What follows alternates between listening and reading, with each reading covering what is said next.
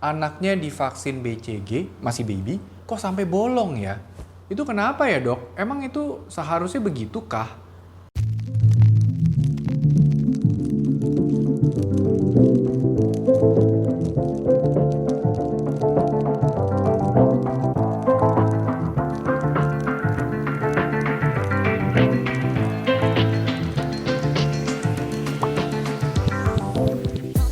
Halo Pak Millennials, kembali lagi di video YouTube kita hari ini bersama saya Dr. Gary. Dan baru-baru ini ada yang tanya sama saya, Dok, kok teman saya ada yang anaknya divaksin BCG, masih baby, kok sampai bolong ya? Itu kenapa ya dok? Emang itu seharusnya begitu kah? Stay tune ya, Pak Millennials, kita coba akan bahas sama-sama apakah emang ini beneran terjadi. Oke, yang pertama kita perlu bahas dulu kalau negara Indonesia kita ini adalah sarang kuman TBC, tuberkulosis, yaitu adalah suatu kuman yang bisa menyebabkan infeksi berat pada paru-paru, bisa sampai rusak paru-parunya, bisa kita sampai batuk darah, bahkan bisa sampai meninggal gara-gara kita terinfeksi daripada kuman TBC tersebut. Dan berita baiknya, kita sudah mempunyai vaksin untuk bisa mencegah, mengurangi keparahan amit-amit kalau misalnya sampai terkena TBC, yaitu dengan menggunakan vaksin BCG. Nah, vaksin BCG ini memang biasanya diberikan pada baby baru lahir sampai ke usia 2 bulan. Kenapa? Karena yang tadi saya bilang, kita tuh tinggalnya di Indonesia, dan bisa aja dalam waktu 2 bulan pertama ini baby kita itu sudah bisa tertular oleh kuman TBC tersebut karena penularannya itu terjadi secara airborne. Nah, biasanya pada saat baby baru lahir itu kan langsung divaksin yang namanya hepatitis B. Lalu pada saat 3 hari sampai seminggu dia kontrol, diberikan tetes polio. Nah, setelah itu biasanya di usia sekitar 1 bulanan itu baru diberikan vaksin BCG. Nah, vaksin BCG ini biasanya adalah vaksin yang paling unik. Kenapa? Karena pada zaman sekarang ini vaksin BCG itu satu-satunya vaksin yang bisa meninggalkan bekas, tanda, scar. Mungkin kalau misalnya millennials bisa lihat di tangannya sebelah kanan atau sebelah kiri ada tanda mungkin bulat gitu ya. Itu adalah bekas ataupun scar daripada BCG. Mungkin kalau mami papinya millennials itu mungkin ada pernah dapat vaksin yang namanya cacar.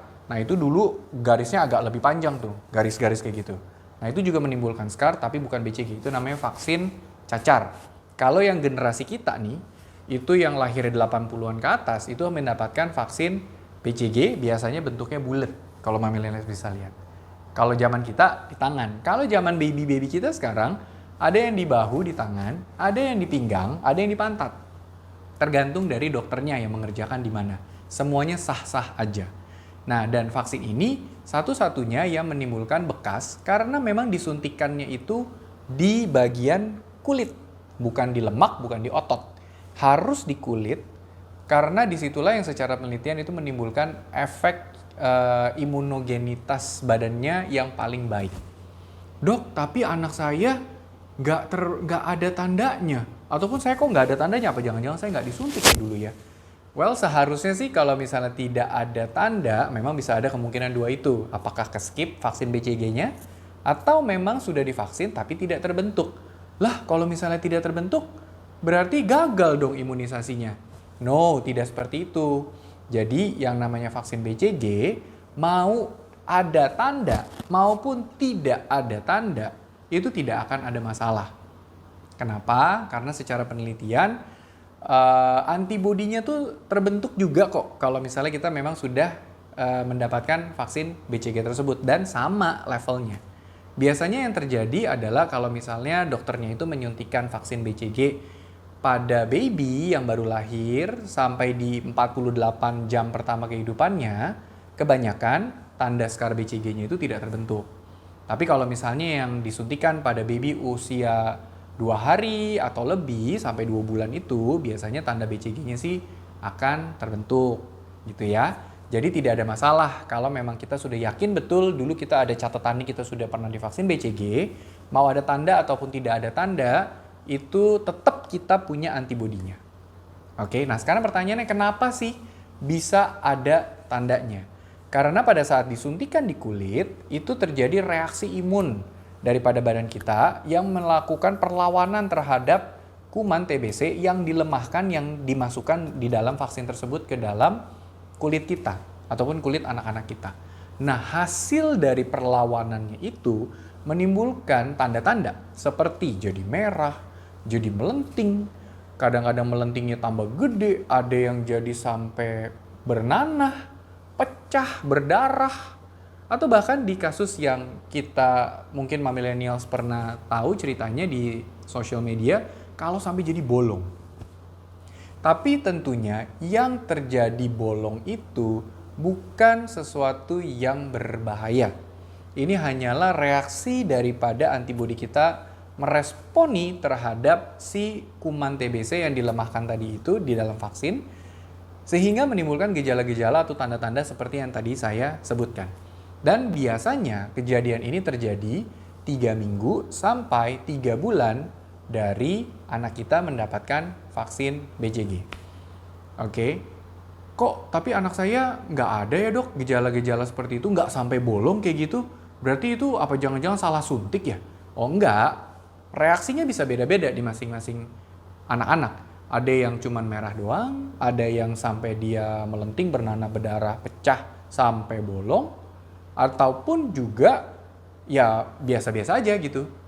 Oke, jadi kalaupun sampai dia terjadi bolong, sampai terjadi keluar nanah, lalu harus diapain? Yang pertama adalah dibersihkan aja dengan menggunakan kasa steril. Tidak perlu ditutup ataupun diplester, diperban seperti apa itu sebenarnya tidak ada pakemnya yang harus dilakukan untuk luka setelah diberikan vaksin BCG. Mau dia bolong kek, mau seperti apa, biasanya hanya dibersihkan aja. Kalau ada nanah-nanah yang kelihatan, ya tepuk-tepuk dengan menggunakan kasa steril ataupun dilap, ataupun kadang-kadang ada yang mungkin menempel di baju, jadi pada saat anaknya diganti baju ada yang keangkat juga nanahnya, ataupun pada saat ganti pampers kalau anaknya disuntik di daerah pinggang pas buka pampers ada cairan nanah yang juga ikut ke bawah daripada pada saat membuka pampersnya. Itu nggak ada masalah. Tapi kalau misalnya millennials, ditutup aja deh biar dia nggak kesakitan, nggak masalah juga, nggak ada masalah. Oke? Jadi mau dibuka, mau ditutup, tidak ada pakemnya. Tidak bilang kalau misalnya ditutup jadi lebih lama sembuhnya, dibuka jadi gimana, nggak ada. Oke?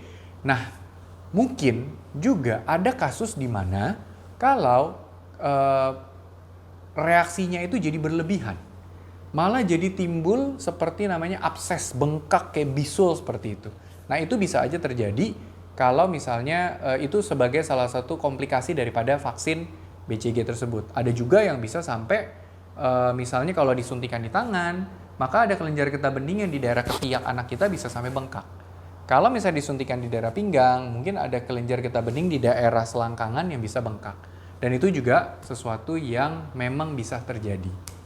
Oke? Kalau millennials punya cerita seputar vaksin BCG, oh ya dok anak saya juga bolong, oh ya dok anak saya juga sampai bener tuh sampai jadi kayak ada abses, bengkak, oh bener tuh dok anak saya sampai ada bengkak di kelenjar getah bening di ketiak atau di selangkangan. Tolong cerita ya, saya pengen dengar cerita millennials. Oke? Like video ini, subscribe kalau belum, and share sebanyak-banyaknya. And stay safe!